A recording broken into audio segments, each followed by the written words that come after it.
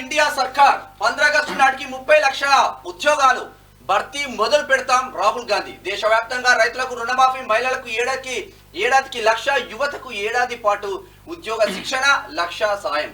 రాజ్యాంగాన్ని రక్షిస్తాం, రిజర్వేషన్లు పెంచుతాం. కార్పొరేటర్లకు మోదీ ఎంత దోచిపెట్టారో అంత సొమ్ముడు పేదలకు పంచుతాం. అదాని అంబానీ కోసమే పెద్ద నోట్ల రద్దు, జిఎస్టీ అని విమర్శ. ఏం చేస్తారన్న దీనిపైన? అదే చాలా స్పష్టంగా ఈరోజు ఒక వ్యక్తి ఉద్యోగాల గురించి మాట్లాడుతుండు, ఏమిస్తామో మాట్లాడుతుండు. ఒకవైపు వ్యక్తి డెవలప్మెంట్ గురించి మాట్లాడితే, ఇంకొక వైపు వాళ్ళు చాదస్తం గురించి మాట్లాడి ఏదైతే ఎమోషనల్గా సెంటిమెంట్గా గుడిని ఏదైతే సంబంధించి కులాల వారీగా ఓట్ల లబ్ధి పొందే ప్రయత్నం చేస్తారు. మన బతుకు కోసం మనం ఆలోచిద్దామా? ఈరోజు అన్న మన గుండెపోటు వచ్చిందనుకో అన్న, మొదట ఎడికి తీసుకుపోతాం మన కుటుంబ సభ్యుల్ని. హాస్పిటల్ తీసుకుపోయినాక దేవుణ్ణి మొక్కుతాం. హాస్పిటల్ అనేది అవసరం, దేవుడు అనేది నమ్మకం. అంతే. ఈరోజు హాస్పిటల్లో మా తల్లో మా తండ్రో సర్జరీ మంచిగా కావాలని చెప్పని సర్జరీ అవుతుంటే దేవుణ్ణి మొక్కుతా. దేవుణ్ణి దేనికోసం మొక్కుతా? నా కుటుంబ బాగు కోసం మొక్కుతా. కానీ ఈరోజు నా కుటుంబ బాగు కోసం హాస్పిటల్ నిర్మించకుండా కేవలం దేవుణ్ణి చూపించి నీ కుటుంబం బాగుంటది, దేవుణ్ణి మొక్కుకో అని చెప్పి నన్ను మోసం చేస్తారు. ఒక చదువుకున్న బిడ్డగా కోపం రాదా? రాహుల్ గాంధీ ఒక నిజంగా ఇటువంటి వ్యక్తి ప్రధానమంత్రి అయితే 5 సంవత్సరాలు 100% ఆయనకు అవకాశం వస్తుంది. తర్వాత ఈ పరిస్థితులు ఉంటాయి. జూన్ 4న కేంద్రంలో ఇండియా కూటమి సర్కార్ ఏర్పడబోతుందని కాంగ్రెస్ అగ్రనేత రాహుల్ గాంధీ అన్నారు. కేంద్రంలో మేము అధికారం చేపట్టగానే దేశంలోని రైతులందరికీ రుణమాఫీ చేసి పంటలకు మద్దతు ధర కల్పిస్తాం. పేద మహిళల ఖాతాల్లో ఏడాదికి 1 లక్ష రూపాయల చొప్పున జమ చేస్తాం. 15 ఆగస్టు నాటికి 30 లక్షల ప్రభుత్వ ఉద్యోగాల భర్తీకి ప్రక్రియను స్టార్ట్ చేస్తామని ప్రకటించారు. ప్రధానమంత్రి నరేంద్ర మోడీ, కేంద్ర హోంమంత్రి అమిత్ షా, ఆర్ఎస్ఎస్ వాళ్ళు కలిసి రాజ్యాంగాన్ని మార్చేసి రిజర్వేషన్లు ఎత్తేయాలని చూస్తున్నారని ఆయన మండిపడ్డారు. కానీ తాము దేశానికి ఆత్మ లాంటి రాజ్యాంగాన్ని రక్షించి వెనుకబడిన వర్గాలు, దళితులు, ఆదివాసీలు, మైనార్టీలకు రిజర్వేషన్లు పెంచుతామని తెలిపారు.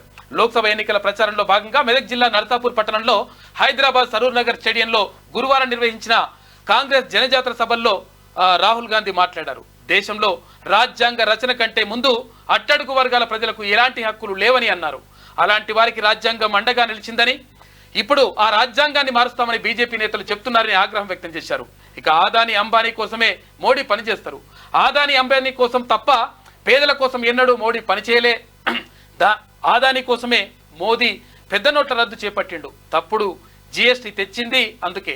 ఎయిర్పోర్ట్లు, నౌకాశ్రయాలు, ప్రభుత్వ రంగ సంస్థలన్నీ ఆదాని పరం చేసిండు. రిజర్వేషన్లను రద్దు చేసేందుకే ప్రభుత్వ రంగ సంస్థలన్నింటినీ ప్రైవేట్ చేస్తూ పోతున్నాడు అని చెప్పేసి రాహుల్ గాంధీ ఆరోపిస్తా ఉన్నారు.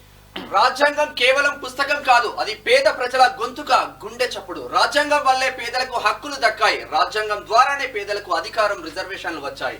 మేధావులు, మహామహులు ఏళ్ల తరబడి కృషి చేసి దేశానికి రాజ్యాంగాన్ని అందించారు. ఈ రాజ్యాంగం కోసం అంబేద్కర్, గాంధీ, నెహ్రూ లాంటి వారు తమ చెమటను, రక్తాన్ని దారపోసారు. ప్రపంచంలో ఎవ్వరూ మన రాజ్యాంగాన్ని రద్దు చేయలేరు. రాజ్యాంగాన్ని కాపాడుకునేందుకు మేమంతా పోరాడుతామంటూ రాహుల్ గాంధీ చెప్పారు. అయితే అన్ని విషయాలు రాహుల్ గాంధీ చెప్పినటువంటి విషయాలు ఓకేనన్నా. కాకపోతే ఏంటంటే దీనిపైన కొంతమంది అడుగుతున్నారు, దేశవ్యాప్తంగా రైతులకు రుణమాఫీ చేయడం మంచిది, ఇది చాలా మంచి పరిణామం. కాకపోతే ఏంటంటే మహిళలకు ఏడాదికి 1 లక్ష రూపాయలు ఎట్లా చేస్తారు, అది సాధ్యమవుతుందా అట్లా అని చెప్పేసి. ఈరోజు దేశ సంపద అనేది మన ఆర్థిక వ్యవస్థ చాలా బలంగా ఉంది. ఇదంతా కూడా తీసుకొని ధనికులకు పెడుతుంది.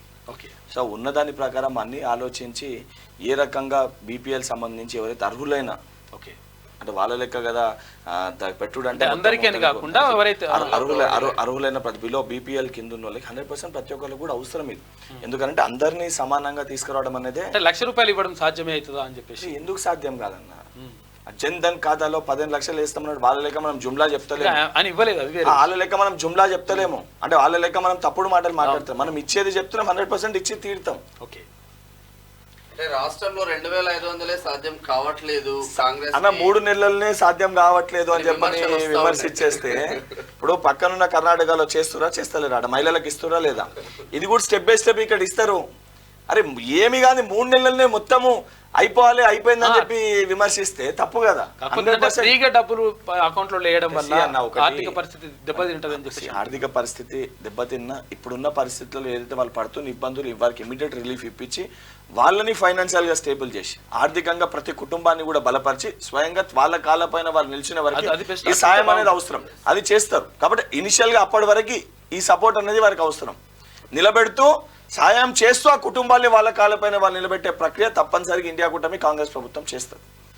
బీజేపీని బొందబెట్టాలి, ఓట్ల కోసం దేవుళ్లను వాడుకుంటున్నారు, దేవుడు కూడా బీజేపీ నేతలను క్షమించడు, రిజర్వేషన్ల రద్దుకు కుట్ర చేస్తున్నారు, రాజ్యాంగాన్ని కాపాడేందుకే రాహుల్ యుద్ధం, ఆయనకు తెలంగాణ సమాజం మద్దతు ఇవ్వాలని చెప్పేసి సీఎం రేవంత్ రెడ్డి అంటున్నాడు. ఇది ఇట్లా ఉంటే